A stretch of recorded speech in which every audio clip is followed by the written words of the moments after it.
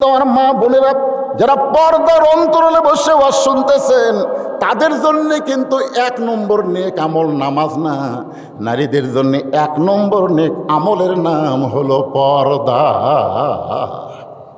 ভালো করে শোনেন, আপনি যদি 5 ওয়াক্ত নামাজ পড়েন আর আপনার বউ যদি পর্দা না করে, তাহলে কিন্তু জান্নাতে যাওয়ার পারবেন না। তালা খুলবার যাতেই বউ টান ধরবে, আমার ছেকুড়ি যাচ্ছে।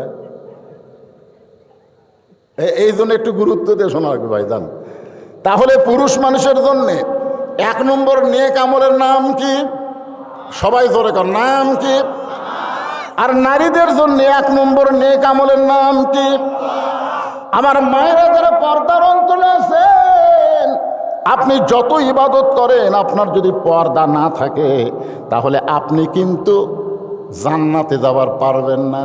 নারীদের জন্য 1 নম্বর নেক আমল হলো পর্দা। আর এই পর্দাটা নারীরা করবে না পুরুষরা করাবে? স্বীকার করা লাগবে, কথার সাথে কথা স্বীকার করা লাগবে। নারীরা করবি না পুরুষরা করা লাগবে? হ্যাঁ, আল্লাহ কোরআনে অবশ্য বলেছেন, অকরনা ফি বুয়ুতিকুন্না ওয়ালা তাবাররাজনা তাবাররুজাল জাহিলিয়াতিল উলা। রে মেয়েরা, তোমরা ঘরের মধ্যে থাকো, তোমরা ঘরের বাহির হয়েও না। কোনো প্রয়োজনে যদি ঘরের বাহির হও তাহলে হেজাব নিয়ে, পর্দা নিয়ে বের হওয়া লাগবে। ওই জাহেলি যুগের মেয়েদের মতন সাজুগুজু করে বের হওয়া যাবে না। বোঝানোর জন্যে বলতেছি, আমার মায়েরা যারা পর্দার অন্তরালে, আর আপনারা যারা আমার সামনে বসে আছেন, 2 দলকে সমন্বয় করে কথা বলা লাগবে। আর দায়ুসুল আয়াদুল জান্নাহ, দায়ুস কোনোদিন জান্নাতে যাবে না। সাহাবেরা বললেন দায়ুস কোন নারী? আল্লাহ নবী বলেন দায়ুস কোনো নারী না, দায়ুস হলো ওই সকল পুরুষ মানুষ যাদের অধীনে নারীরা পর্দা করে না। তাহলে আমাদের দায়িত্ব আছে না নাই? এই জন্যে একটু মনোযোগ দিয়ে হামাকর শোনা লাগবে। ভাইজান, আমি মা বোনদের জন্য 4 লাইন কথা বলি। ওরা কি আসেনি না? আসছে তো? হ্যাঁ হ্যাঁ। আরে পাগল, ওরা ভালো হলেই তো আমাকে শান্তি। আজকাল বাহির থেকে ঘুরে বাড়ি গিয়ে যদি শান্তি না পাই, বাড়ির গেলি খেলে হটমট হটমট করে, বুঝলেন কি কন? বাড়ির শান্তির দরকার আছে না নাই? হ্যাঁ হ্যাঁ, শান্তি খুবই দরকার। তাই একটু আপনার ধৈর্য নিয়ে শোনেন। এশার নামাজের পরে, কোন নামাজ? এশার নামাজের পরে হযরত আলী ঘরের মধ্যে ঢুকছে। ঘরের মধ্যে ঢুইকা থেকে ঘরটা সুন্দর করে সাজানো আছে, সুন্দর করে সাজাই দিয়া ফাতেমা সুন্দরী সাইদা গুইদা বসে আছে। আপনি বলেন তো, একটা পুরুষ মানুষ ঘরের মধ্যে ঢুইকা যদি দেখে ঘরও সুন্দর, সন্তান 2টাকে সুন্দর করে সাজায় দিয়া, ঘরটাও সুন্দর করে সাজায় গোছায় রাইখা বউটা সুন্দরী হয়ে বসে আছে, তাহলে পুরুষ মানুষের মন কেমন হবে? হযরত আলী বললেন আলহামদুলিল্লাহ, আল্লাহর শুকরিয়া। যেই মাত্র আদায় করেছেন, সঙ্গে সঙ্গে ফাতেমা 2টা বাচ্চাকে বুকের মধ্যে নিয়ে 2 জনের কানে কানে বলতেছে, বাবু তোমরা 2 ভাই একটু অন্য ঘরে যাও, তোমরা 2 ভাই একটু অন্য ঘরে যাও, তোমার বাবার সঙ্গে আমার গোপন কিছু গল্প আছে।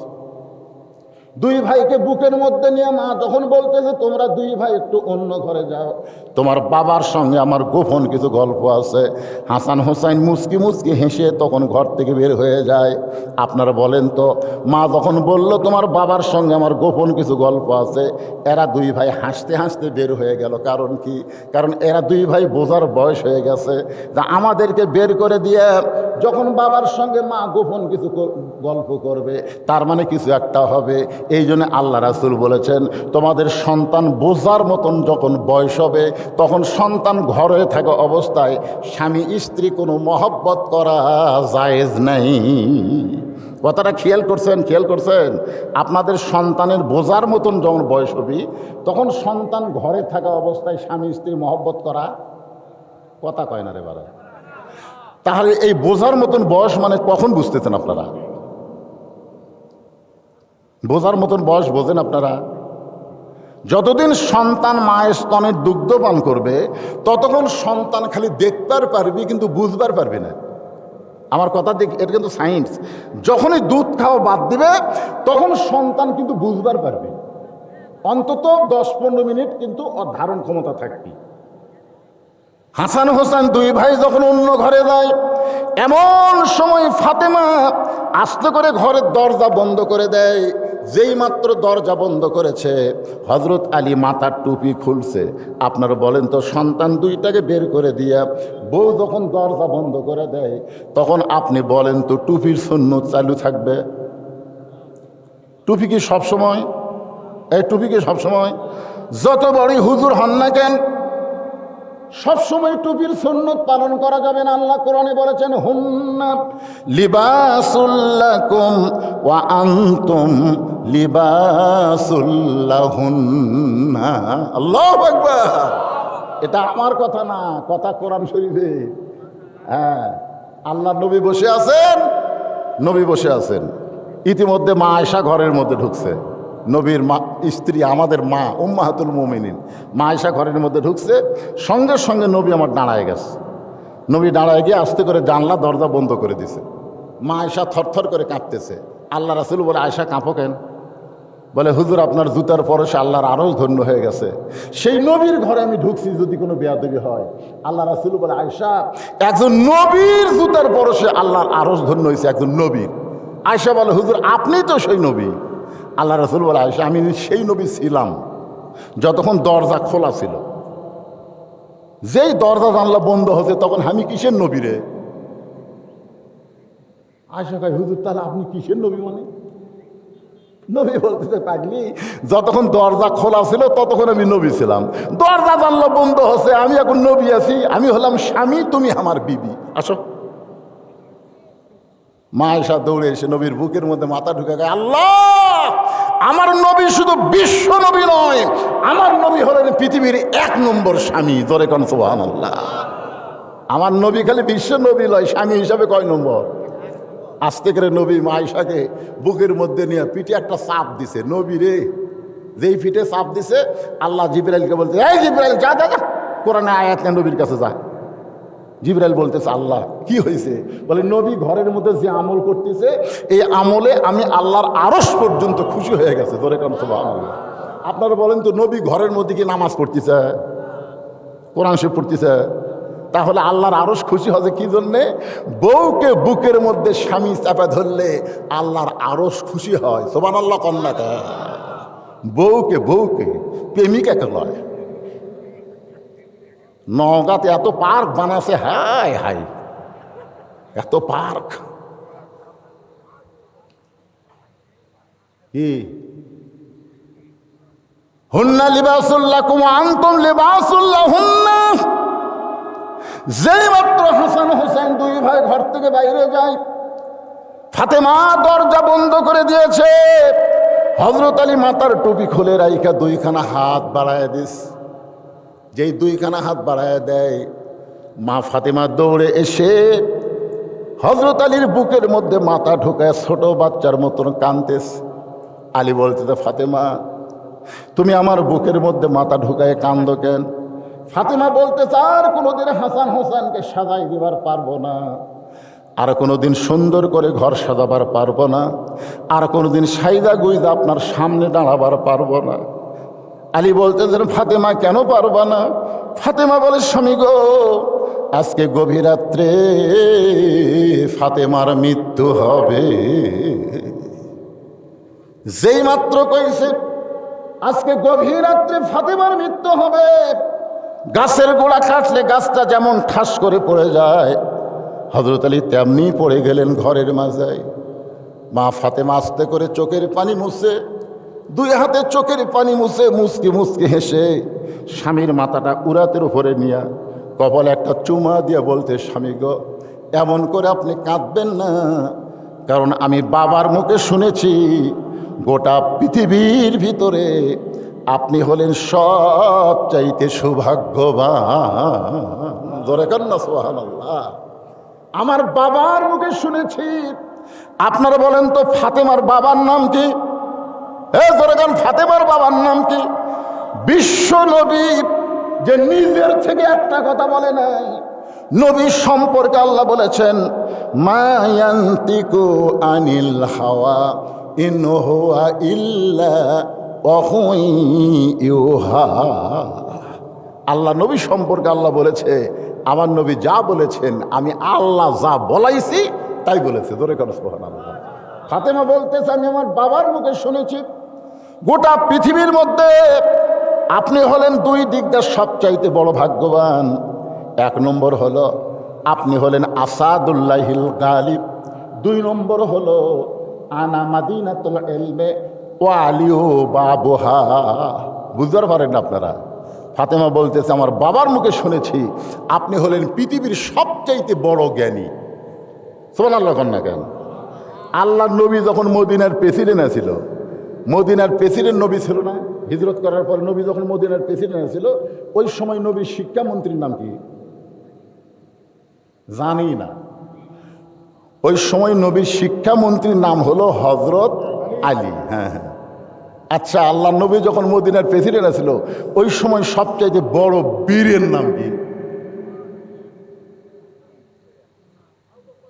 বীর বীর রে বীর বীর আবু বকর সিদ্দিক।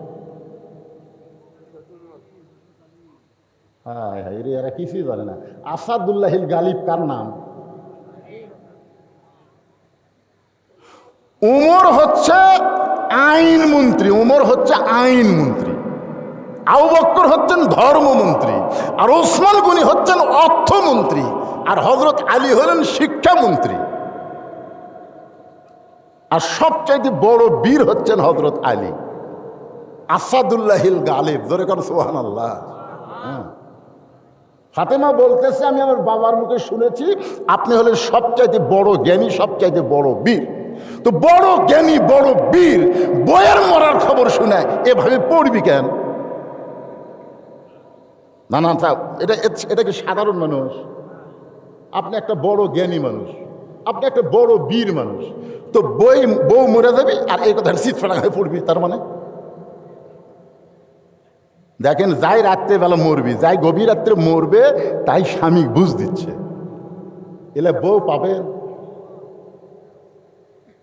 আমাদের ভাগ্যে এলে বউ আছে? মায়ের পর্দার অন্তরে একটু মনোযোগ দিয়ে শোনেন। ফাতেমার চোখের পানি মুছে মুচকি মুচকি হেসে স্বামীর কপালে চুমা দিয়ে বলতেছেন আপনি বড় বীর বড় জ্ঞানী হয়ে বইয়ের মৃত্যুর খবর শুনে এমন ভাবে পড়ে গেলেন, আপনি কি জানেন না এই দুনিয়া থাকার জায়গা না, এখানে আসলে যাইতে হবে। সবাই আমার সঙ্গে বলেন, এখানে আসলে। যারা বলতেছেন না তারা থাকবেন। 6 তলা 7 তলা বানান, অসুবিধা কি? এমন ভাবে বানাবে আজরাইল যেন খুদে না পায়। এই জন্য এই বাক্যটা জাত সাকারাতুল মাউত হক, মৃত্যু হিন্দুরাও বিশ্বাস করে, কাফেররাও বিশ্বাস করে, যারা আল্লাহ বিশ্বাস করে না তারাও মৃত্যু বিশ্বাস করে। জোরে কোন কথা শিখছে না? এই জন্য এই সত্য কথাটা বলবেন ভাইজান। এক পলকের নাই ভরসা, উঠতেছেন ওঠেন। এক পলকের নাই ভরসা, মিশে সকল আশা, কখন বুঝি দারুণ ঝড়ে ভাঙবে তোমার বাসা।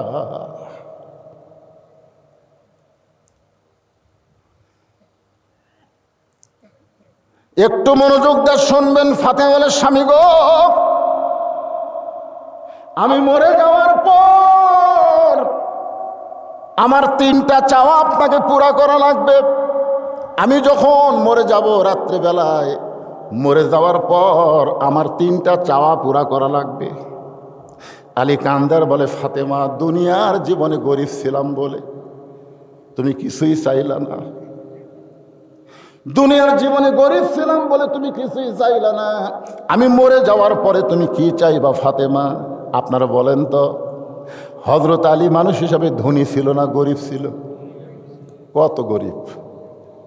আহা, একদিন গভীর রাত্রে হজরত আলী চেতন পায় দেখে ডান সাইডে হাসান হোসেন ঘুম পাড়তেছে, কিন্তু বাম সাইডে ফাতেমা নাই। রাত্রে ঘুমানোর সময় যদি আপনার এক ঘরে বাচ্চাদের নিয়ে থাকেন, তাহলে বাচ্চাগুলোকে আপনার ডান সাইডে রাখবেন আর বউকে রাখবেন বাম সাইডে। এটা হলো সুন্নতে রাসূল। সুবহানাল্লাহ কোন? কারণ বাম্পা জোরের বাঁকা হাড় দিয়া আল্লাহ মা হাওয়াকে সৃষ্টি করছেন। এই জন্য পুরুষের বাম পাশে মেয়েকে থাকতে হবে, বউকে থাকতে হবে। ডান পাশে হাসান হোসেন ঘুম পাড়তেছে, ছোট্ট দুই বাচ্চা, কিন্তু বাম পাশে তাকায় দেখে ফাতেমা নাই। আলী চমকে গেল, এত গভীর রাত্রে ফাতেমা তাহলে গেল কোন জায়গায়? যত বড়ই হুজুর হোক না কেন, গভীর রাত্রে বউ যদি কাছে না থাকে, আপনি কোন সন্দেহ আছে না নাই? হুজুরে কেড়ে সন্দেহ, আরো খালি হুজুরের সন্দেহ না, হুজুরের বইয়েরও সন্দেহ বেশি। হযরত আলী দরজায় এসে তাকায় দেখে ফাতেমা কালো চাদর মাথায় দিয়া গভীর রাত্রে খুব জোরে জোরে হাঁটতেছে। আলীর সন্দেহ হয়ে গেল, এত রাত্রে ফাতেমা তাহলে কোথায় যায়? নিরাপদ দূরত্ব বজায় রেখে পিছনে পিছনে হাঁটতেছে। আল্লাহর নবী যেই ঘরে ঘুমাই, ওই ঘরের জানলার পাশে ফাতেমা দাঁড়ায় বলতেছে, বাবা, আজকে যদি আমার মা খাদিজা দুনিয়াতে থাকতো, আমি আপনার কাছে আসতাম না। কারণ মেয়েরা বাবার কাছে সহজে আসে না, যখন মা না থাকে তখন বাধ্য হয়েই বাবার কাছে আসে। ধরে কোন ঠিক কি না? এই কথা শোনার সঙ্গে সঙ্গে নবী দরজা খুলে দেয়। ফাতেমা যেই মাত্র ঘরের মধ্যে ঢুকছে, হযরত আলী জানলার পাশে এসে কান লাগায়, দেখি বাপ মেয়ের মধ্যে কি গল্প হয়। ফাতেমা ঘরের মধ্যে ঢুকেই বলতেছে, বাবা, আপনি মেহেরবানি করে একটু বাতি জ্বলান, একটু বাতি জ্বলান। আল্লাহ রাসূল বলে, ফাতেমা কি বলবি বল, বাতি জ্বলান লাগবে না।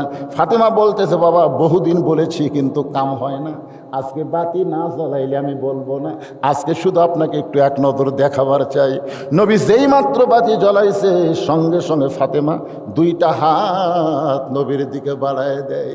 নবী বাতির আলোতে তাকায় দেখে হাতের মধ্যে শুধু গোস্ত আছে, কিন্তু তালু চামড়া নাই। দুইটা হাত গোস্তের টুকরার মতন দেখে নবী শুধু নবী না, নবী একজন বাবা। একজন বাবা হয় কেমনে সহ্য করে? ঘরের কোনায় গিয়া বলে, মাবুদ, দুনিয়ার কত ধনী ধনী যুবক আমার ফাতেমারে বিয়ে করতে চাইছিল, কিন্তু তুমি আল্লাহ গরিব আলীর সঙ্গে ঘটকারি করলা। এখন আমার মেয়ের হাতের অবস্থা দিকে আমি তার সহ্য করতে পারি না। সঙ্গে সঙ্গে মাথায় ঘোমটা দিয়ে ফাতেমা ঘর থেকে বাইরে যায়। রাসূল বলে, ফাতেমা রে, আমি তো তোর বিরুদ্ধে কিছুই বলিনি মা, তুই কেন ঘর থেকে বাইরে যাস? ফাতেমা বলতেছে, বাবা, আমি একটু সাহায্য পাওয়ার আশায় আপনার কাছে আইছিলাম, কিন্তু আপনি আমার স্বামীর বিরুদ্ধে আল্লাহর কাছে বলতেছেন। ও বাবা, আপনি বলেছেন আল্লাহর পরে কাউকে যদি সেজদা দেওয়ার হুকুম থাকতো তাহলে স্বামীর পায়ে সেজদা করো। সেদিন থেকে আমার স্বামী যতই গরিব হোক না কেন বাবা, আল্লাহর পরে আমার স্বামীকে সবচাইতে বেশি ভালোবাসি। হযরত আলী এক দৌড়ে এসে হাসান হোসেনের পাশে ঘুমায়া যায়, আসলে ঘুমের ভান করে। এমন সময় ফাতেমা এসে যখন স্বামীর পাশে ঘুমায়, আলী জানে না ফাতেমার দুইটা হাত গোস্তের মতন হয়ে গেছে। যাতা ঘুরাইতে ঘুরাইতে হাত দুইটা গোস্তের মতো কোনোদিন স্বামীকে দেখায় নাই, বাবাকে দেখাবার গিয়েছিল। আলী বুকের মধ্যে নিয়ে বলে, ফাতেমা রে, দুনিয়ার জীবনে কোনোদিন কোনো কিছুই চাইলা না, মৃত্যু রাত্রে তুমি কি চাইবা ফাতেমা? ফাতেমা বলে, স্বামী গো, আমি মরে যাওয়ার পর আমার তিনটা চাওয়া আপনি পুরা করবেন। এক নম্বর চাওয়া হলো রাতের অন্ধকারে আমাকে দাফন করবেন, আমি রাতের অন্ধকারে মৃত্যুবরণ করব। দিনের বেলায় আমার কবর দিবেন, আমার পর্দার খেলাফ হয়ে যাবে, এই জন্য রাতের বেলায় আমাকে দাফন করবেন। আমার দুই নম্বর চাওয়া হলো আমার কোনো জানাজার ব্যবস্থা করবেন না। ওগো স্বামী, আমার কোনো জানাজার ব্যবস্থা করবেন না। জানাজা করবেন ঠিক আছে, কিন্তু জানাজার কোনো ব্যবস্থা করবেন না। আমার তিন নম্বর চাওয়া হলো আমার লাশটা কিন্তু খাটনিতে তুলবেন না, কারণ ফাতেমার খাটনি কান্দে নেওয়ার চারজন পুরুষ বর্তমানে দুনিয়াতে নাই। আমার বাবা যদি দুনিয়াতে থাকতো, মরা মেয়ের লাশের খাটনি কান্দে নিবার পারত, কিন্তু আমার বাবা 6 মাস আগে দুনিয়া থেকে বিদায় হয়ে গেছে। আমার হাসান হোসেন এত ছোট, এরা মায়ের লাশের খাটনি কান্দে নিবার পারবে না। ওগো স্বামী, আমার দেহের ওজন খুব বেশি হবে না, আপনি শুধু কান্দে করে নিয়ে ওই জান্নাতুল বাকির পূর্ব কোণায় সবুজ রঙের একটা বাতি জ্বলবে, ওই বাতি বরাবর আমাকে দাফন করবে। আপনি যদি কবর খুঁড়তে কষ্ট হয়, আপনার একান্ত বন্ধু কেউ যদি থাকে দুনিয়ায়, তার একটু বলে দিবেন গোপনে ফাতেমার কবরটা যেন খনন করে দেয়। সবাই ঘুমায় আছে, গভীর রাত্রে আবু যর গিফারি জানলার কাছে হযরত আলী ছোট বাচ্চার মতন কান্দে। আবু যর গিফারি বলে, আলী ভাই, জীবনে কোনো যুদ্ধে তোমাকে পরাজিত হতে দেখি নাই, আজকে গভীর রাত্রে আমার জানলার কাছে কেন কাঁদতেছ? আলী বলতেছে, আবু যর,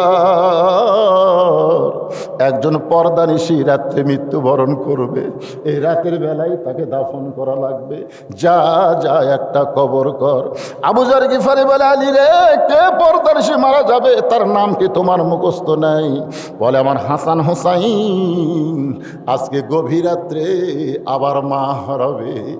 গভীর রাত্রে আবু যর গিফারি কোদাল নিয়ে ওই জান্নাতুল বাকির পূর্ব কোণায় সবুজ রঙের বাতি, যেই বাতির কোনো তার নেই, যেই বাতির কোনো সুইচ নাই, বিনা তারে বিনা সুইচে আমার আল্লাহ তাআলা অটোমেটিক জ্বলায়া দিছে। আবু যর গিফারি লক্ষ্য করে দেখে গোলাকার হয়ে আলো পড়ে নাই, কবরের মতন চারকোনা হয়ে আলোক পড়েছে।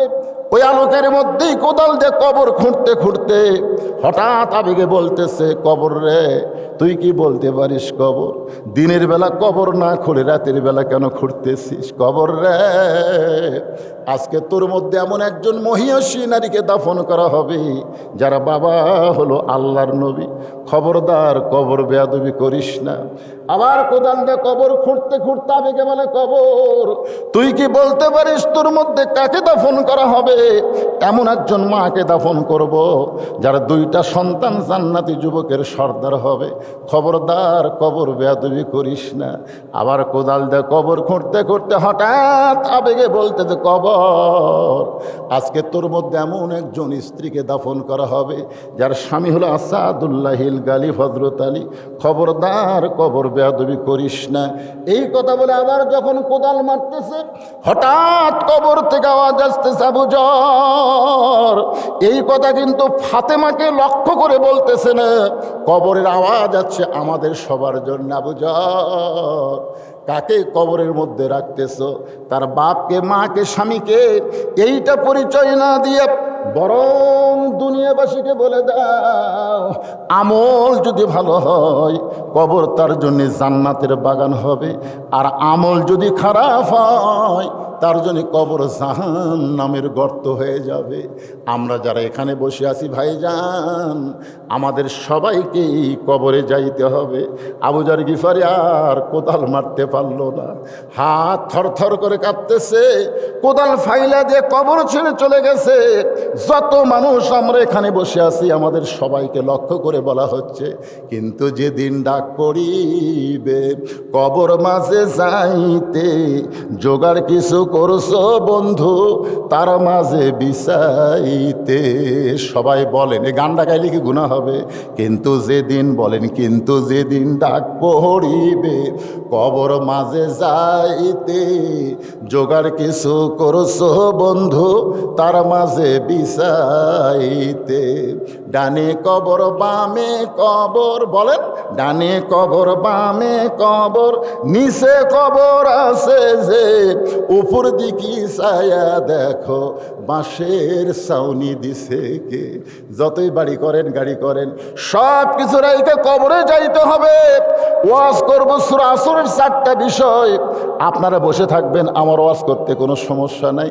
কিন্তু কবরের কথা আসার সঙ্গে সঙ্গে কবরের কথা মনে করে এই নবীর এতিম মাদ্রাসাকে লক্ষ্য করে আমি 10 জন আল্লাহর বান্দাকে চাই যারা 10টা করে 1000 টাকা দিয়া আশারে মুবাশশিরা 10 জন সাহাবীর সঙ্গে সঙ্গে জান্নাতে যাওয়ার আশায়। এমন কোন আল্লাহর বান্দা আছে আবু বকর রাদিয়াল্লাহর সঙ্গে জান্নাতে যাওয়ার জন্য এই নবীর এতিম মাদ্রাসায় 10টা 1000 টাকা দান করবেন? এমন কোন আল্লাহর বান্দা আছে ভাইজান? একজনও নড়াচড়া করবেন না। আপনারা দেখবেন মান কল্পে মাহফিল, আপনি ওঠার কারণে কোনো লোক যদি উঠে যায় তাহলে সমস্ত লোক ওঠার পাপ আল্লাহ আপনার কান্দর দিবে। এজন্য না ওঠার নিয়ত করে 10 জন ব্যক্তিকে আমরা দেখতে চাই। আশারে মুবাশশারা 10 জন আল্লাহর বান্দা সর্বপ্রথম আবু বকর রাদিয়াল্লাহর সঙ্গে জান্নাতে যাওয়ার আশায় 10,000 টাকায় নবীর মাদ্রাসায় দান করবেন। এমন কোন আল্লাহর বান্দাকে আছে? আমি দোয়া করে দিব আবু বকর রাদিয়াল্লাহর সঙ্গে আল্লাহ যেন তারে জান্নাত দেয়। 10,000 টাকা নগদ কিংবা বাকি এই মাদ্রাসায় দান করবেন। আসেন, আল্লাহর কোন বান্দা পারেন 10,000 টাকা দান করবেন? ভাইজান একজন উঠবেন না, আপনারা সবাই দান করবেন। 10 না পারেন 500 টাকা তো পারবেন। এই নবীর মাদ্রাসায় কয়টা ছাত্র আছে এখন? হ্যাঁ, 35 জন আবাসিক ছাত্র আছে, 35 জন। এই 35টা কোরআন শরীফ দেওয়া লাগবে।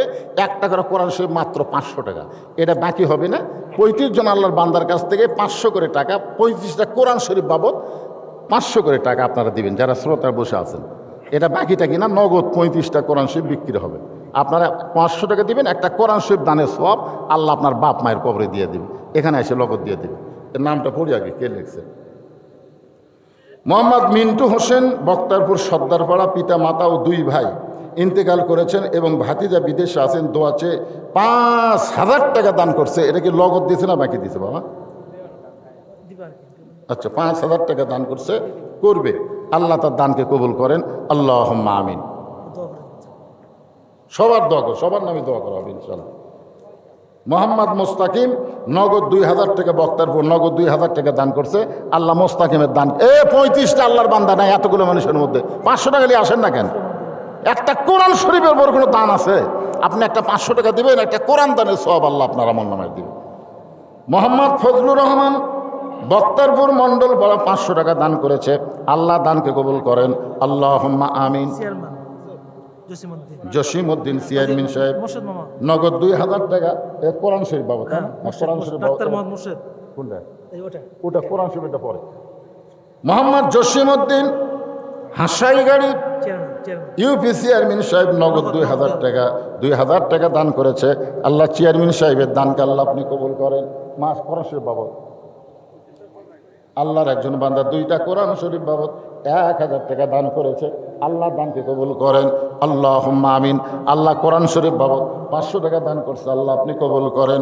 আল্লাহুম্মা আমিন। আর একজন কোরআন শরীফ বাবদ 500 টাকা দান করছে। আল্লাহ দানকে কবুল করেন। আল্লাহুম্মা আমিন। ভাইজান, এই মাদ্রাসার সভাপতি, সেক্রেটারি, কেশিয়ার যারা নতুন সদস্য আছেন তা আপনারা যদি আগে দান না করেন জনগণ মনে করবে তাহলে আমরা কখন দান করবো। এই জন্যে তারা আগে আসেন। সভাপতি সাহেবকে, সেক্রেটারি সাহেবকে, কেশিয়ার সাহেবকে, সদস্য কারা, এরা আগে ভাগে দান করাবে। বুঝুন না, মাদ্রাসার দান আদায় করবে, তারাই খেলে হুমড়ি খেয়ে দান করবে। তখন জনগণ করবে না হামাকরকে দেওয়া লাগবে রে, এরা দিচ্ছে হামাকরক দেওয়া লাগবে। আর এরা যদি পিস্টান দেয় তখন দান তোলা খুবই কষ্ট হয়ে যায়। বুঝেন না? এই জন্যে মাদ্রাসার এই 3 পাড়ার যারা আছেন সবাই, আপনারা কি বাহিরের লোক না? এই 3 পাড়ারই লোক। 3 পাড়ার কারা কারা হাত তোলেন তো? 3 পাড়ার কারা কারা? এই 3 পাড়ার, এই যে 3 পাড়ার মাদ্রাসা, এই 3 পাড়ার কারা কারা লোক? হাত ওঠে না কারা? হাত তুললেই দেওয়া লাগবে। হাত তোলেন না? হাত তুললে দেওয়া লাগবে। আচ্ছা ঠিক আছে, এই 3 পাড়ার বাহিরে কারা কারা তারা হাত তোলেন তো? মানে বাহিরের লোক আছে, মাশাআল্লাহ, হাত নামা। তো 3 পাড়ার বাহিরে আপনারা 35টা করে ওষুধ দিয়ে পারবেন না? এই 3 পাড়া বাদ দিলাম, এরা বাদ। আপনারা যারা বাইরে থেকে যাচ্ছেন এই 35টা কোরআন শরীফ দেন তো। আল্লাহর আরেকজন বান্দা কোরআন শরীফ বাবদ 500 টাকা দান করেছে। আল্লাহ কবুল করেন। স্বামী মারা গেছে, পিয়ারা, আমার এলাকায় বাড়ি, পিয়ারা, স্বামী মারা গেছে। আল্লাহ কোরআন শরীফ বাবদ 500 টাকা দান করেছে। আল্লাহ দানকে কবুল করেন। আল্লাহুম্মা আমিন। আপনারা কেউ উঠবেন না, উঠবেন না, সবাই ধৈর্য নিয়ে বসে থাকবেন। ওয়াজ করে মোনাজাত করে আমরা যাবো, অসুবিধা কি? একজন আবার তবারকের, তবারক থাকলে উঠতে। তবারক কিরে? সবচাইতে বড় তবারক হচ্ছে আল্লাহর কোরআন। জোরে কোন কথা ঠিক না? কোরআনের চাইতে বড় তবারক আছে? এই যে ধান ধুন কাটছেন না, কাটবেন আপনারা তো। যদি কাটেন তো বৈশাখ মাসের তো বিপদ আপদ মুসিবত আছে, বুঝেন না? বৃষ্টি হচ্ছে কিন্তু শিলা হচ্ছে না, শিলা বৃষ্টি হয়। আর সদকাতে তারুদ্দুল বালা, দান সদকা করলে আল্লাহ বালা মুসিবত দূর করে দেয়। তো 2-1 মন করে ধান লেগে দেন এই মাদ্রাসায়, লেগে দেন ভাই। এই পিছনের ছেলেরাই তোমাকে ওটাতে যারা লাভ ধরতেছে কি? যুবক কিশোরের জন্য আজকে প্রাণ খুলে আমরা দোয়া করবো, এরা যেন সোনার যুবক হয়, সোনার ছেলে হয়। জোরে কোন কথা ঠিক কিনা? আমাদের আগামীর যুবকগুলো ভালো হওয়া দরকার নাই। কি ময়না কিছু দিবা? এই দেখ দৌড় মারতে স্যার অরিজিনালি দুলাল সর্দার পাড়ার দুলাল 500 টাকা দান করছে না করবে? তাহলে বাকি লিখবেন, বাকি যেটা বাকি সেটা বাকি লিখবেন। পর্দার আড়ালে মা বোনদের কাছে যান, তাহলে টাকা দেওয়ার জন্য রেডি হয়ে আছে। ফাতে বার শুনছে টাকা দিবি না মানে ওর কাছে যাওয়া লাগবে না? যাওয়া লাগবে তো। আমার মায়েরা এত দান করবেন, পুরুষরা যেন আজকে লজ্জিত হয় আপনাকে দানের কাছে। হ্যাঁ,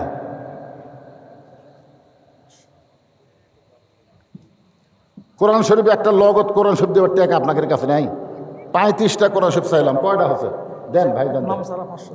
নাম বলবে না। কোরআন শরীফ বাবত আল্লাহ তোমার একজন বান্দা 500 টাকা দান করেছে। আল্লাহ দানকে কবুল করেন। যে নিয়তে দান করতেছে আল্লাহ নেক নিয়ত নেক আশা পুরা করে। আল্লাহুম্মা আমিন। এ মাদ্রাসার বর্তমান সভাপতিকে, মাদ্রাসার বর্তমান সভাপতি তো আপনি কিছু করবেন না?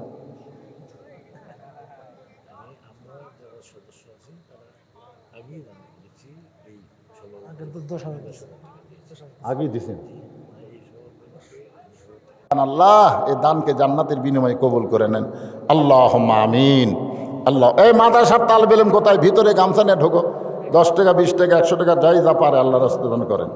জয়নাল, আল্লাহ তোমার বান্দা বক্তারপুরে 1 মণ ধান দান করছে। আল্লাহ জয়নালের দানকে আল্লাহ আপনি কবুল করেন। আল্লাহুম্মা আমিন। আল্লাহুম্মা আমিন। এই মায়েদের মধ্যে কে গেছে? মায়েরা প্রাণ খুলে দান করবেন আল্লাহর রাস্তায়। আর বাবা জানেরা এখন করে ধান দেন, বলেন আল্লাহ আপনাকে দিবে। বাবা এই গ্রামের যারা, তারা তো মাদ্রাসা চালানি লাগবে। এই 3 পাড়ার জন্য মাদ্রাসা হচ্ছে আল্লাহর রহমত। জানেন, মাদ্রাসা থাকার কারণে বহু বিপদ আপদ মুসিবত থেকে আল্লাহ আপনাকে হেফাজত করতেছে। কোনো অবস্থায় মাদ্রাসা যেন দুর্বল অবস্থায় না আসে, মাদ্রাসা যেন সামনে সবলই থাকে। বাহাদুর নামে আল্লাহর একজন বান্দা 500 টাকা দান করছে। হারুন ভাই কোরআন শরীফ বাবদ 500 টাকা দান করলো। আল্লাহ দানকে কবুল করেন। আল্লাহ নেক নিয়ত নেক আশা পুরা করেন। আল্লাহুম্মা আমিন। এই মাদ্রাসার সেক্রেটারি সাহেব 2 মণ ধান দান করলো। আল্লাহ সেক্রেটারির একটা দান হলো না? আগে দিছে কিছু? না না, আগে কিছু দিছে না, খালি এটাই আগে দিছে। আচ্ছা, আগে দিছে। আজকে আবার 2 মণ ধান দান করলো। আল্লাহ সেক্রেটারির দানকে আল্লাহ আপনি কবুল করেন। আল্লাহুম্মা আমিন। মাদ্রাসাকে যারা ভালোবাসবেন তারা আদায়ের সময় উঠবেন না। মাদ্রাসাকে যারা ভালোবাসেন তারা আদায়ের সময় উঠবেন না, কারণ আদায় দিয়েই তো মাদ্রাসা চলবে নাকি কম? তা আপনি যদি আদায়ের সময় উঠে চলে যান তাহলে মাহফিল কি হয়ে গেল? আদায় তো কোনো এক সময় করাই লাগবে। আমি দ্বিতীয় বক্তাকে বলছিলাম আদায় করার জন্যে। দ্বিতীয় বক্তা আদায় করলে মানুষজন লড়াচড়া করে না, কারণ জানে যে প্রধান বক্তা পরে আছে। আবার আদায় করলে লড়াচড়া করে না, সেই যদি একটা গরু জব করে তবরক থাকে তাহলে আবার লড়ে না, শেষে খাওয়া আছে। কিন্তু শেষে খাওয়াও নেই। আদায় করলে তো লোক লড়াচড়া করলে মাদ্রাসার ক্ষতি হবে, তো মাদ্রাসার আপনার ক্ষতি চান? এই জন্য লড়াচড়া করবে, একটু ধৈর্য ধরবেন। ইন্নাল্লাহা মা'আস সাবিরিন। ধৈর্যশীলদের সঙ্গে আল্লাহ থাকে। আল্লাহ এরশাদুল না এরশাদুল 1 মণ ধান দান করেছে। আল্লাহ এরশাদুলের দানকে আল্লাহ আপনি কবুল করেন। আল্লাহুম্মা আমিন। কবুল করো, কবুল করো মোদের কামনা। দানকারীকে দিবেন জান্নাত, আল্লাহ নিরাশ করবেন না। মিটু পুরো পাড়া 1 মণ ধান দান করছে। পূর্ব পাহাড়পুর থেকে 1 মণ ধান দান করছে। আল্লাহ মিটুর দানকে আল্লাহ আপনি কবুল করেন। আল্লাহুম্মা আমিন। ভাইজান যারা উঠে যাচ্ছে চলে যাচ্ছে, যাক, আপনারা যারা মাদ্রাসা ভালোবাসেন সামনে আসেন তো। জায়গা পরিবর্তন করেন, 2 জায়গা আপনার জান্নাতে সাক্ষী হবে। যাক যাক, যারা যাচ্ছে চলে যাক, অসুবিধা নাই। আপনার সামনে আসেন, মাদ্রাসা মহব্বত করেন, নবীর সুপারিশের আশা করেন। মাদ্রাসা হচ্ছে আল্লাহ নবীর ঘর। নবীর ঘরকে ভালোবেসে যেই নবী জাহান্নামে যাইতে দিবে না রে, সেই নবীর মহব্বতের সামনে আসেন, জিকির করেন সামনে। যারা চলে যাচ্ছে যাক, অসুবিধা নাই, যাক। মাদ্রাসা আদায়ের কথা শুনলে চলে যাচ্ছে, যাক। আল্লাহ অবশ্যই মরার আগে 2-4 বছর আগে প্যারালাইসিস ব্যারাম দিলে, পেশাব পায়খানা যখন ঘরের মধ্যে করবি, বেটার বউ যখন মুখে লাত্তি মারবি না, তখন বুঝবি অবস্থা কি হয়। লাত্তি খাবি, তো লাত্তি খাবি, বেটার বউয়ের হাতে লাত্তি খাবি। হ্যাঁ, কি মনে করতেছেন মাদ্রাসা আদায় হচ্ছে আর তুমি উঠে চলে যাচ্ছে? তোমার জীবনে প্যারালাইসিস নেই, মরার 2 বছর আগে 2 পা অচল হয়ে যাবে, তখন বেটা ভালোবাসলেও বউ ভালোবাসবি না। বেটাতেই চাকরির যাবি, ব্যবসার যাবি, বউ আসা মুখত লাত্তাবি কই, বুড়া মরিস না কে, তুই মরিস না বুড়া। বহু বুড়া এরকম লাত্তিক আছে এই বেয়াদবি করার কারণে। আমার জীবনে দেখার জিনিস ভাই, না দেখা জিনিস বলি না তো। নাম হলো রফিকুল ইসলাম রবিন। 1 মণ ধান দান করেছে, আল্লাহ তার দান কবুল করেন। আল্লাহ নেক নিয়ত নেক আশা পড়া করেন, আল্লাহুম্মা আমিন, কবুল কর। আপনাকে কি বললাম, সামনে আসেন তো, ওয়াজ শেষ করে তারপর আমরা মোনাজাত করবো, একটু সামনে আসেন। আদায় সারাত করা লাগবে না, মাদ্রাসা চলবেই। এই 3 পাড়ার আল্লাহর বান্দারা মাদ্রাসার দিকে কলিজা দিয়ে নজর দেবেন, নবীর সুপারিশ পাবেন, রহমত বরকতে আল্লাহ আপনাদের 3 পাড়াকে ভরপুর করে দিবে। আপনারা প্রতিদিন মাদ্রাসায় মুষ্টি দিবেন, মাদ্রাসায় খেয়াল করবেন। আপনাদের বাচ্চাদেরকে আজকে আমার লজ্জা লাগলো যে ঠাকুরগাঁয়ের 2টা ছেলের মাথার পাগড়ি পড়লো। ঠাকুরগাঁও চিনেন? হাই রে হাই, ঠাকুরগাঁও যে 2 থানা থাকা 2 ছেলে পেল। আমি রানী শঙ্কর ওয়াজ করছি, হরিপুর ওয়াজ করছি। হরিপুর বিখ্যাত মাদ্রাসা, হাফেজে মাসে প্রতি বছর আমি ওয়াজ করি। হরিপুরের একটা পেলো, রানী শঙ্করে একটা পেলো। আপনাকে বক্তার পরে কি হলো, এরা কি হলো? নাম তো কি সুন্দর, বক্তার পরে তো একটা হাফেজ নাই। আছে, ওরা আবার হরিপুর থেকে পাগড়ি যাচ্ছে। আপনাকে ছেলেদেরকে মাদ্রাসা দেওয়ার দরকার আছে না নাই? দেননি দেখে তো দয়া কম। আজকে আপনার ছেলেরা যদি মাদ্রাসা পড়তো তাহলে এমনি দয়া বেড়ে যেত, দয়া কমে গেছে আপনাকে। আল্লাহ রাসূল কি বলেছেন যে তুমি তোমার সন্তানকে 7 বছর থেকে তালিম দাও, 10 বছর থেকে জোর করে কি করো, নামাজ ধরাও। তা আপনার তো তালিম দেওয়া লাগবে না, মাদ্রাসাতে ভর্তি করে দেন। আপনার দায়িত্ব হুজুরাই নিবি। আপনার ছেলেকে পাক পবিত্র কেমনে হওয়া লাগবে, কেমনে নামাজ ধরা লাগবে, সব মাদ্রাসার হুজুরা দায়িত্ব নেবে। তা আপনার ছোটো ছোটো বাচ্চাদেরকে প্যারামেরে তাকে না দিয়ে মাদ্রাসাত দেবেন ইনশাল্লাহ। সিরাজুল দীঘা থেকে 1 মণ ধান দান করছে। আল্লাহ সিরাজুলের দানকে আল্লাহ আপনি কবুল করেন। আল্লাহ নেক নিয়ত নেক আশা পড়েন, আল্লাহুম্মা আমিন। একটু জিকির করেন, লা ইলাহা ইল্লাল্লাহ। আচ্ছা, মেয়েদের মধ্যে তো আদায় হলো, সেটা কুটি গেল? তা আসে না কেরে, এরা টেকা লেখে আর এক ধারত যাচ্ছে নাকি রে বারা? মানে এতক্ষণ লাগে মেয়েদের মধ্যে আদায় করতে? একটু বিশ্বস্ত লোক পাঠাবে না ভাই রে। শেষে কোন দিক দিয়ে আউট হয়ে চলে যাবি। কারণ এখন ছেলেরা ইয়েবাখোর, বাবাখোর, ইডিয়াখোর, মেলাখোর হচ্ছে, তোর এখন ঠিক কিনা? আমি এই বছরে দিনের বেলা মাহফিল করতেছিলাম মিঠাপুকুরের মধ্যে। তো মাহফিল কমিটির লোকেরা আদায় করে যায়, শুনতেছে যে একদল আদায় করে লেগেছে, মানে এরা যাওয়ার আগে আর একদল চলে গেছে। খুব সমস্যা তো মেয়েদের মধ্যে। এই জন্য বিশ্বস্ত লোক লাগবে, লেবাস লাগবে, মানে চিহ্ন থাকা লাগবে। আপনাদের মধ্যে আদায় হচ্ছে, ছেলেপেলার আপনাদের মধ্যে আদায় করছে 10, 20, 50, 100 টাকা আদায় করছে তো সেটা কোটি গেল? আচ্ছা, 10,000 টাকা সাবেক সেক্রেটারি আব্দুল্লাহ মামুন। সাবেক সেক্রেটারি আলহাজ আব্দুল্লাহ মামুন 10,000 টাকা। ধরে বলেন মারহাবা। তার মানে বোঝা গেল সাবেক হওয়ার পরেও ভাইয়ের মনত কোনো কষ্ট নেই। অনেকে কিন্তু সাবেক হলি আমি সাবেক হচ্ছি, আমি দেবো না। কিন্তু বর্তমান সেক্রেটারি চাইতে সাবেক সেক্রেটারি ভালো নয় রে। দায়িত্ব নাই তো আরাম পাচ্ছে। হ্যাঁ, মাশাল্লাহ। আমার ভাই সাবেক সেক্রেটারি 10,000 টাকা দান করছে। আল্লাহ তার দান কবুল করুক। সবাই বলে আল্লাহুম্মা আমিন। প্রধান অতিথির কাছে কিছু চাওয়া লাগবে না?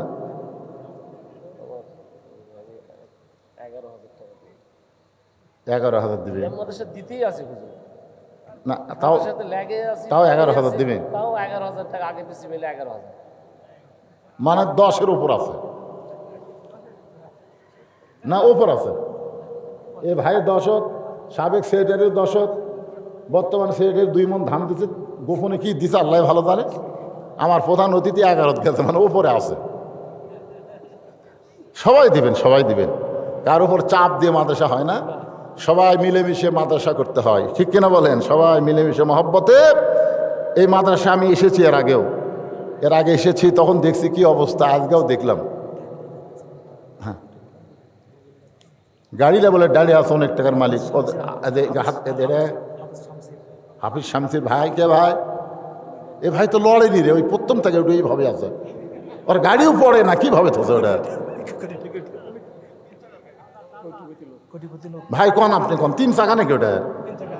ও 3 চাকা, তাই তো পড়ে না কন ভাই। সোনার চাঁদের মতন চেহারা রে।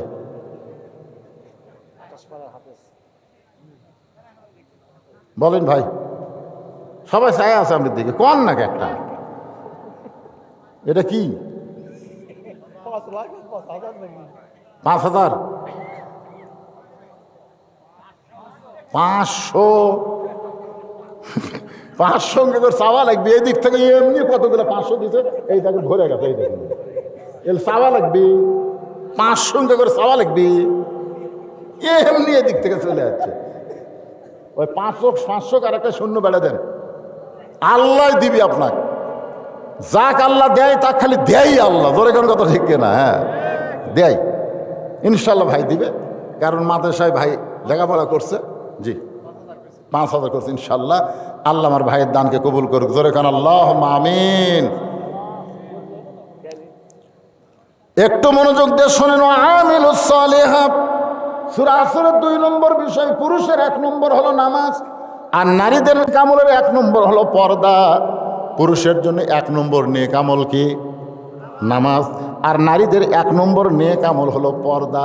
আমি সেই পর্দার কথা বলতে গিয়া মা ফাতেমাকে নিয়ে আপনাদের সামনে আলোচনা করতেছিলাম। এখন চলে আসেন ওয়াতাওয়াসাউ বিল হক। সূরা আসরের 3 নম্বর বিষয় হলো হক কথা বলতে হবে, হক পথে চলতে হবে। প্রয়োজনে হকের উপরে জীবন দেওয়া লাগতে পারে, জোরে গান কথা ঠিক কিনা? মরাই যদি লাগে, যতই চেষ্টা করি আমরা যখন বাঁচতে পারবো না, তাহলে মরাই যদি লাগে হকের পক্ষে মরব। রাজি আছেন? কারা কারা? আল্লাহকে একটু হাত দেখায়, লিল্লাহে তাকবীর, হাত নামান। আপনারা বলেন তো, আল্লামা সাইদি হুজুর উনি বক্তা ছিলেন না? এ কথা কারণ উনি কি বক্তা না? কেমন বক্তা? গোটা বাংলাদেশের সমস্ত বক্তার ওয়াজ একত্র করে যদি এক পল্লা দেওয়া হয়, আর আল্লামা সাইদি হুজুর শুধু একার ওয়াজ আর এক পল্লার যদি দেওয়া হয়, হকের পক্ষে কোন পল্লার ওজন বেশি হবে? আপনারা বলেন তো। এরপরে ওনাকে 13 বছর যে জেলখানা বন্দি করে রাখলো, এটা কি আসলে অন্যায় করার কারণে রাখছে না হকের কথা বলার কারণে? এরা কিন্তু বাংলাদেশের আওয়ামী লীগ যারা করে তারাও কিন্তু মানে যে আল্লামা সাইদি হুজুর যুদ্ধ অপরাধী না, নারী নির্যাতনকারী না, কারো ঘর বাড়ি পুড়ে দেয়নি, কাকু কোনোদিন হত্যাও করেনি। এটা এই আওয়ামী লীগ যারা করে এরাও পর্যন্ত জানে। শুধুমাত্র ওয়াতাওয়াসাউ বিল হক, শুধু হক কথা বলার কারণেই তাকে অন্যায়ভাবে জেলখানায় বন্দি করে রাখছে। জেলখানায় যখন মরতেছে না, মানে আমরা বক্তারা দোয়া করতেছি আল্লামা সাইদি হুজুর কোরআনের পাখিকে আল্লাহ হায়াত দাও, জেলখানার মধ্যে খালি টসটসা হচ্ছে, তখন দেখতেছে কে রে ই তো, তখন জেলখানা থেকে হাসপাতালে নিয়ে গিয়ে অন্যায়ভাবে তাকে কিভাবে হত্যা করা হলো এটা বাংলার জনগণ জানে, এবং একটা গানও কয়, আল্লামা সাইদি তুমি মরনি, শহীদ হয়েছ আমরা এটাই জানি। আল্লাহর বান্দারা একটু খেয়াল করবেন, হকের পক্ষে হকের কথা বলার জন্য এমন একটা অবস্থা তার হয়ে গেল, হয়তো মনে করছেন সে মারা গেছে, কিন্তু মারা যায়নি। কিয়ামত পর্যন্ত মানুষের অন্তরের পাখি হয়ে থাকবে, জোরে কোন ঠিক কিনা? এরপরে বলা হচ্ছে ওয়াতাওয়াসাউ বিস সবর, ধৈর্য ধারণ করা লাগবে। আপনি যখন বিপদ আপদ মুসিবত আসবে, আল্লাহ বলতেছেন সূরা আসরের 4 নম্বর বিষয় হলো ধৈর্য ধারণের শিক্ষা দেওয়া লাগবে। উহুদের যুদ্ধে মুসলমানের পরাজয় হয়ে গেলে সাহাবীরা বলতেছিল, ইয়া রাসূলুল্লাহ যেভাবে আমরা পরাজিত হলাম, আল্লাহ রাসূল বললেন ধৈর্য ধরো, সামনের দিকে অগ্রসর হও, ধৈর্য ধরো, সামনে অগ্রসর হও। পরাজিত হয়েই বিজয় অর্জন করা যায়। ধৈর্য ধারণ করেছে বলেই এবং সামনের পথে চলেছে বলেই আল্লাহ মক্কা বিজয় দিয়েছে। ধরে কোন কথা ঠিক কি না? তা মুসলমানের পরাজয় হওয়া মানে কি? ধৈর্য হারা হওয়া না, ধৈর্য হারাও না। কারণ মা যদি মনে করে যে প্রসব ব্যথায় আমার কষ্ট হবে, প্রসব ব্যথায় আমি ধৈর্য ধারণ করতে পারবো না, সবাই গানের মধ্যে বলে, এই কথা যদি মেয়েরা বিশ্বাস করে, কি বলবো প্রসবের কথা, মা বিনে সেই ব্যথা কেউ তো বুঝিবে না। মাজন ঠেকিয়া সন্তানের দায়, অকালে মা মারা যায়। এক কথাটা খেয়াল করে শুনবেন, মাজন ঠেকিয়া সন্তানের দায়, অকালে মা মারা যায়, কেন সে মায়ের ভক্তি করো না, এমন দরদি ভবে কেউ হবে না আমার মা। এই গানটা শুনে মেয়ে মানুষ না না না না বাবা, আমি মা হবো না রে, মা হবো না। মা হবার যায় তো বাচ্চা হয়ে মরে যায়, যদি বাচ্চা হবার যায় মরে যায়। আচ্ছা এই কথা মনে করে মায়েরা যদি বাচ্চা না নেয় তাহলে হবে? এই জন্য আল্লাহ কি বলছে, অতাও সবে সবর, ধৈর্য ধারণ করো, কষ্ট করো, মা দুই একটা মরে আছো সমস্যা নেই, এরপরে মা হো, মায়ের পায়ের তলে সন্তানের জান্নাত হবে। জোরে কোন কথা ঠিক কি না? বাপের পায়ের তলে হবি না। তুমি বাপ যতই বাড়ি করে দে, তুমি যতই টাকা পয়সা চাকরি বাকরি করে দে, হবি না। বাপ হকলে কোনো গপ্প নাই। মায়ের এক ফোঁটা দুধের দাম কম, মায়ের এক ফোঁটা দুধের দাম, কাটিলে কাটিলে গায়েরই চাম, পায়ের জুতা বানাইল ঋণের শোধ হবে না। বাপের কি? বাপে কি রে? বাপ খালি পাগলার মতন ঘুষ খাচ্ছে, সুদ খাচ্ছে, সত্য মিথ্যা করে বেটা তিনতলা বাড়ি বানিয়ে দিচ্ছে, শালা বুড়া মরিয়া দেখ তোর কি হয়।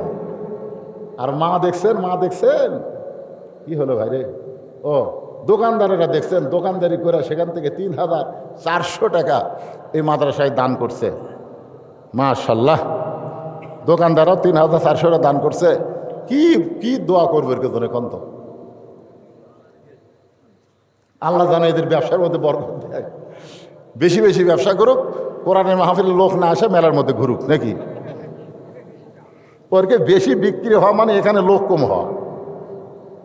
যাই হোক, ওদের পক্ষ থেকে দান করছে, যে নিয়তে দান করলো আল্লাহ সেই নিয়ত যেন কবুল করে। জোরে কারণ আমিন। আমি যেই কথাটা আপনাকে বুঝাবার চাচ্ছি, প্রত্যেকটা মায়েরা কিন্তু জানে প্রসবের কষ্ট আছে। জোরে কারণ আছে না নেই? এরপরও তারা ধৈর্য ধারণ করে বাচ্চা নেয়। বাচ্চা হওয়ার সময় মায়েরা কিন্তু বলে, মরে যাবো, বিষ খামো, গলা দড়ি দিব।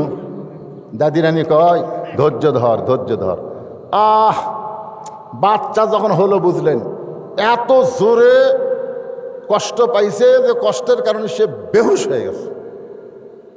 বাচ্চারে গোসল করানোর পরে যখন বাচ্চাটা মায়ের বুকে দেয়, মা কিন্তু চেতন পায়, হুঁশ পায়। হুঁশ পাওয়ার সঙ্গে সঙ্গে ওই বাচ্চা কিন্তু মুখের কাছে লেচুমা খায়। দাদি রানী বলে তিরস্কার করি, এই জন্য গলার দড়ি দিবার চাইলি, বিষ খাবার চাইলি, মরবার চাইলি। এখন বলে দাদি, যখনই বাচ্চা বুকে পাইছি আমার প্রসবের সব ব্যথা ভুলে গিয়েছি। ও মুসলমানেরা, আমাদেরও ধৈর্য ধারণ করা লাগবে। শুধু কোরআনের ওয়াজ শুনলে হবে না, বাস্তবে বাংলার জমিনে আল্লাহর কোরআনের সমাজ আমাদের দেখা লাগবে। ধরে কোন কথা ঠিক কিনা? আর এটা দেখতে গিয়ে যদি মায়ের মতন প্রসব ব্যথার মতন কষ্ট আমাদের সহ্য করতে হয়, আমরা সেই কষ্টও সহ্য করতে রাজি আছি। তারপরও সব দেখা হলো শেষ, কোনো একদিন দেখব কোরআনের বাংলাদেশ। জোরে কোন আল্লাহ যেন সকলের জন্য কবুল করে। সকলে বলি আল্লাহুম্মা আমিন। সবাই ইস্তেগফার পড়েন, আস্তাগফিরুল্লাহ রব্বি মিন কুল্লি জামবি আতুবু ইলাইহি লা হাওলা ওয়ালা কুওয়াতা ইল্লা বিল্লাহিল। আব্দুল জলিল এক মন ধান দান করবে। আব্দুল জলিলের দানকে আল্লাহ আপনি কবুল করেন, আল্লাহুম্মা আমিন। ভাইজান, সবাই মাদ্রাসাকে মহব্বত করবেন, মাদ্রাসার দিকে খেয়াল রাখবেন, কোনো হিংসা না, বিদ্বেষ না। এই মাদ্রাসা চালু থাকবে, অত্র এলাকার ওপরে আল্লাহ তাআলা আসমানি গজব জমিনি গজব থেকে হেফাজত করবে। এই জন্য সবাই মিলেমিশে মহব্বতে আজকে প্রধান অতিথির কথা শুনলে যা বুঝলাম, আপনারা মাঝে মধ্যে একটু কেমন যেন হচ্ছেন, লসে পড়তেছে। লস কি হবে? মুক্ত হস্তে দিয়ে দিবেন। আপনি দিবেন একদিকে, আল্লাহ আপনাকে দিবে 10 দিক। এটা আমার কথা না, আল্লাহ কোরআনই বলেছেন, অমাতুন ফিকু মিন শাইইন ফি সাবিলিল্লাহি ইউফা ইলাইকুম ওয়া আনতুম লা তুজলামুন। আল্লাহ রাস্তায় তুমি দাও, আল্লাহ তোমার ডালিয়া তোমাকে আবার 10 গুণ ইউফা ইলাইকুম 10 গুণ তোমাকে ফিরিয়ে দিবে। আল্লাহর কোনো কিছুর অভাব আছে? কিন্তু আমরা বুঝবার পারি না তো, মনে করে আমি দিলাম, আমার কথা কমে গেল, কমে যায়নি। আল্লাহ অন্য দিক দিয়ে আপনাকে বরকত দিবে, বিপদ আপদ মুসিবত থেকে আল্লাহ হেফাজত করবে। আল্লাহ সকলকে কবুল করুন। সভাপতি ভাই, আপনি কিছু বলবেন?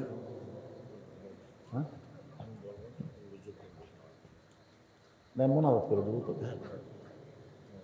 আর তো কিছু বলার নেই। আল্লাহুম্মা আমিন। আল্লাহুম্মা আনতাস সালাম আমিনকাস সালাম তাবারাকতা ইয়া যাল জালালি ওয়াল ইকরাম।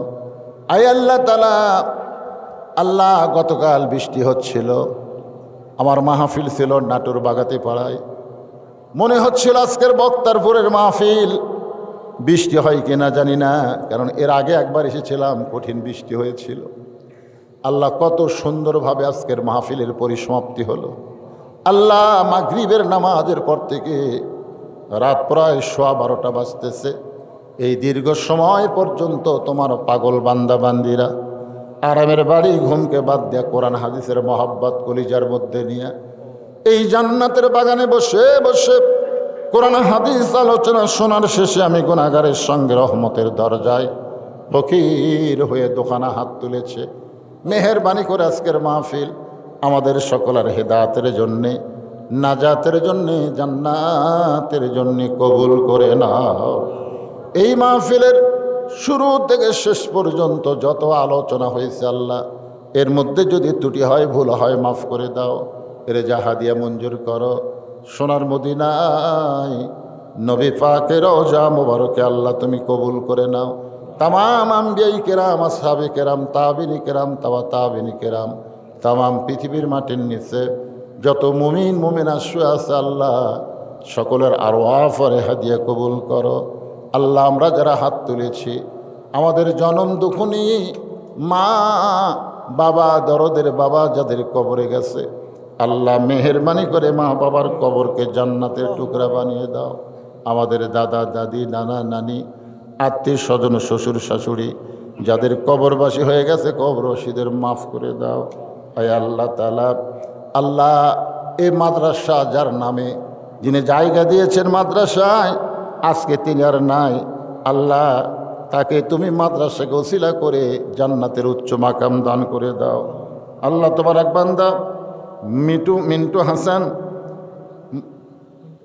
মিন্টু হোসেন দোয়া চেয়েছে, এছাড়া অনেকেই দোয়া চেয়েছে। আল্লাহ সবার জন্যে আমরা প্রাণ ভরে দোয়া করি, সবার হকে দোয়া কবুল করে নাও। আজকের মাহফিলের সম্মানিত সভাপতিকে আল্লাহ তুমি কবুল করো। সহসভাপতির মধ্যে যাদের নাম রয়েছে আল্লাহ সকলকে কবুল করো। আজকের মাহফিলের প্রধান অতিথি আল্লাহ অত্যন্ত দরদি মানুষ, মাদ্রাসাকে মহব্বত করে। আল্লাহ একদিন কি মাদ্রাসা দিকে গিয়েছিলাম, আজকে মাদ্রাসা দিকে প্রাণ ভরে গেল। আয় আল্লাহ, আল্লাহ মেহেরবানি করে প্রধান অতিথিকে আল্লাহ তুমি কবুল করো। তিনি যেভাবে মাদ্রাসার দিকে নজর দিয়েছেন, মৃত্যু অবধি পর্যন্ত এমন নেক নজর দেওয়ার তৌফিক দিয়ে দিও। আল্লাহ তার ভাইরাও ঢাকাতে থাকে, সেখান থেকে মাদ্রাসাকে মহব্বত করে টাকা পয়সা দেয়।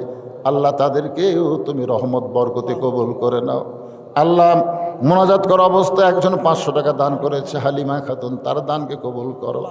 আজকের মাহফিলের আল্লাহ মাদ্রাসার বর্তমান সেক্রেটারি, কেশিয়ার, মাদ্রাসার সদস্য, মাদ্রাসার সাবেক কেশিয়ার, সাবেক সেক্রেটারি, সাবেক সভাপতি, যারা এই মাদ্রাসার দাতা এবং সদস্য, সকলকেই কবুল করো। খাস করে এই 3টা পাড়ার উপরে মাদ্রাসা, আল্লাহ 3টা পাড়ার উপরে রহমত বরকতের দরজা খুলে দাও।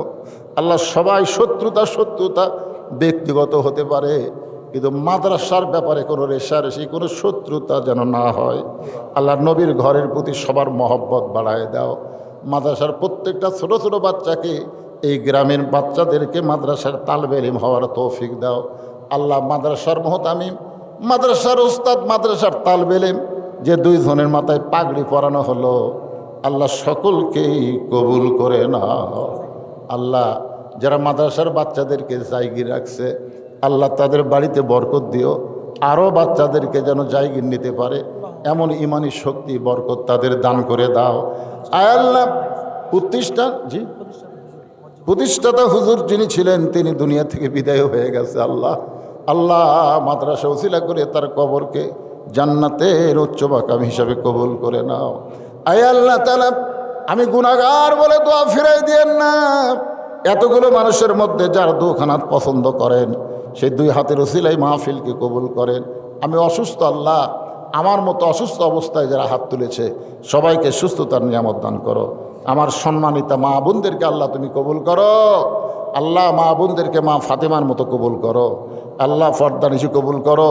কে কোন নিয়তে হাত তুলেছে আল্লাহ সকলের নেক নিয়ত, নেক আশাকে তুমি কবুল করো।